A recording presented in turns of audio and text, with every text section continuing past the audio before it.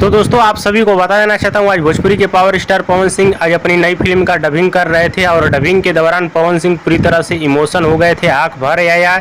इसी के बारे में पवन सिंह ने एक पोस्ट डाला है, वीडियो भी पोस्ट किया है। इसी के बारे में आप सभी को बताने वाला हूँ, तो वीडियो को लास्ट तक देखते रहें। और जो लोग मेरे चैनल को भी तक सब्सक्राइब नहीं किए हैं वो लोग कर लें, क्योंकि हमारे चैनल पर भोजपुरी का हर खबर सबसे पहले आता है। तो दोस्तों आप सभी को बताना चाहता हूँ, आज भोजपुरी के पावर स्टार पवन सिंह ने लखनऊ में अपनी नई फिल्म आज मेरे प्यार की शादी है, इस फिल्म का डबिंग कर रहे थे। डबिंग के दौरान पवन सिंह एक ऐसा सीन का मतलब लाइन बोलना था, यानी इमोशनल लाइन था, डबिंग कर रहे थे। भोजपुरी के पावर स्टार पवन सिंह उसी लाइन को बोले और पवन सिंह पूरी तरह से इमोशन हो गए, आंख भर आया।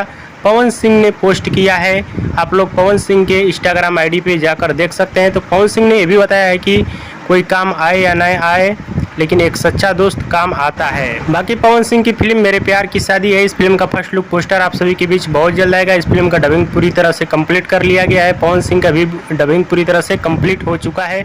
वीडियो पसंद आया तो लाइक करें, कमेंट करें।